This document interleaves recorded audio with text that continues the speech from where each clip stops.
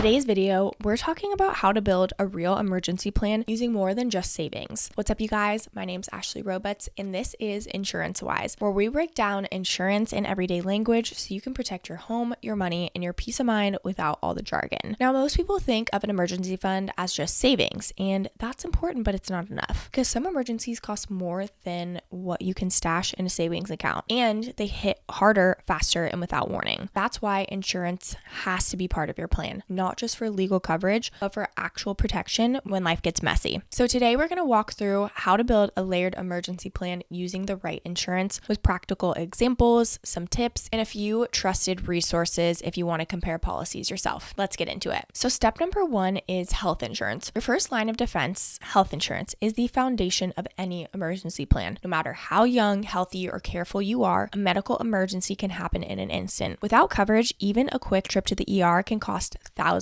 A broken bone, a bad infection, a sudden illness, these aren't rare. And they're almost never cheap. With a good health plan, you're not just paying for doctor visits, you're protecting yourself from surprise medical bills, ambulance rides, surgeries, and hospital stays that could wipe out your savings in one shot. If you're employed, look closely at your group plan. Make sure you know what your deductible is, what your out-of-pocket max looks like, and whether things like urgent care, specialists, or prescriptions are included. If you're self-employed or between jobs, check your state's healthcare marketplace. Even a high deductible plan is better than nothing in a crisis. The goal isn't to cover every little thing, it's to keep a medical emergency from turning into a financial one. Step number two is disability insurance. Protecting your income when you can't work. Most people think about protecting their homes or cars, but not their income. And that's a problem because your income is what keeps everything else going. If an injury or illness keeps you from working, your bills don't stop. Disability insurance steps in to replace a portion of your income while you recover. It won't pay your full salary, but most policies cover 50 to 60%, which is enough to keep you afloat without draining your emergency savings. Short-term disability usually kicks in within a few weeks and lasts a few months. Long-term disability can cover you for years, sometimes even until retirement, depending on the policy. If your job offers it, take a look at what's included. If not, private policies are available. This isn't just for worst-case scenarios. Even something like a car accident, surgery, or a chronic condition can interrupt your home, and this is the type of coverage that keeps your life from falling apart financially while you focus on getting better. Step number three is life insurance.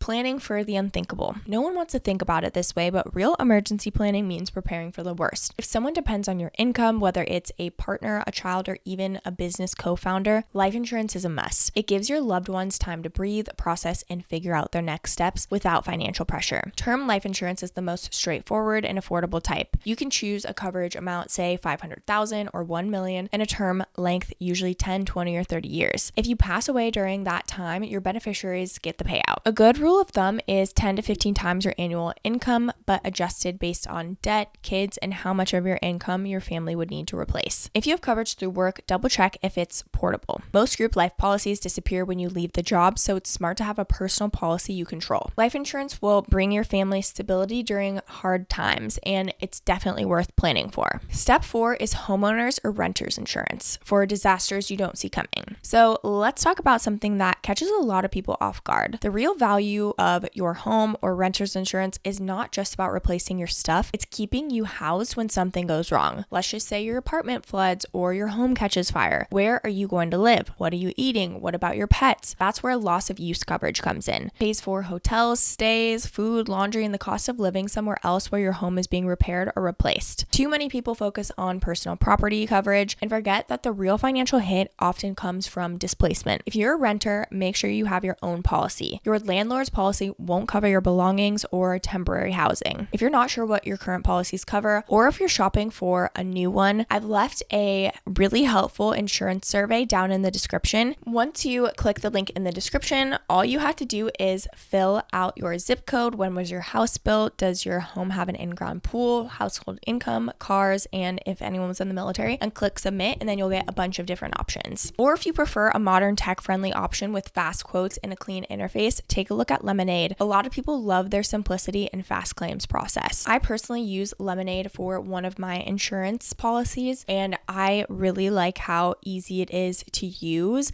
especially when submitting claims. So if you're interested in checking out Lemonade, I've left our link in the description below. Step number 5 is auto insurance. Go beyond the legal minimums. Auto insurance is required by law, but many people only carry the minimum liability coverage, which protects others, not you. If your car is essential to your life or job, then your coverage needs to do more. That means adding comprehensive and collision coverage, which protects your vehicle in case of theft, fire, vandalism, or accidents, even if no one else is involved. Let's say a tree falls on your car or someone sideswipes you and drives off. Without comprehensive or collision, you're paying out of pocket. In an emergency, that kind of unexpected expense can be devastating. You should also look at extras like roadside assistance or rental reimbursement. These small add-ons can make a big difference when you're stuck, stressed, and need a solution fast. If you're not sure if your current auto policy is the best fit, I've also added a link to a car insurance survey that will help you compare providers based on coverage, price, and user experience. If you've had the same policy for years, it might be time for a refresh. And if you're already with a major provider like State Farm, you might be able to bundle your coverage or unlock discounts with just a quick conversation. If you're interested in State Farm, I've left the link down below, but also if you want to check out a bunch of different policies and see which one best fits you, I've left the car insurance survey down there as well. The car insurance survey will take you less than 30 seconds. You just have to add in zip code, how many cars will be on your policy, how old you are, if you're insured, if you own a home, and a couple other questions. Click submit and you'll get a bunch of different options to look at. Step number 6 is umbrella insurance coverage that fills the gaps. So umbrella insurance is one of those things you don't think about until you really need it. It's designed to kick in when your standard liability limits are maxed out. For example, if you're in a car accident or someone sues you, but your auto policy only covers a certain amount, umbrella insurance can cover the difference. This is especially important if you own property or have savings, host guests or events at your home, have a teenage driver, work in a high-risk profession, own a rental property. Umbrella coverage usually starts at $1 million and is surprisingly affordable. It's a low-cost way to protect yourself from high-stakes lawsuits that could wipe out your finances. You don't need to be wealthy to need umbrella insurance. You just need to have something worth protecting. Step number 7 is to organize your plan so it works when you need it most. It's not enough to have all these policies in place. You also need to be able to access them quickly in an emergency. So take time to store your policies and contact numbers both digitally and physically. Make a one-page emergency summary with your key coverage, agent contacts, and claim steps. Share this plan with someone you trust, a spouse, parent, or business partner. This ensures that when something goes wrong, you're not scrambling to figure out what's covered, who to call, and where your documents are. To recap, here's what a real emergency plan looks like. Health insurance to cover your medical costs, disability insurance to protect your income, life insurance to support your family if the worst happens, homeowners or renters insurance to cover damage and displacement, auto insurance that does more than just the legal minimum, umbrella insurance to protect against major liability, and a clear, simple system to organize it all. And if you want to make smart updates or compare providers, again, those surveys are down below in the description. I know insurance isn't something most people love to deal with, but when life hits hard, it's the difference between panic and protection. You don't need to get everything perfect overnight. Just start with one step, review your auto policy, update your renter's coverage, or finally get that life insurance quote. Each piece you put in place builds a kind of safety net that really holds. This channel is dedicated to helping you make smart, confident insurance decisions without the overwhelm. If you found this helpful, don't forget to like and subscribe and leave any comments or questions below. We'd love to hear from you. Thank you so much for watching, and I'll catch you in the next video.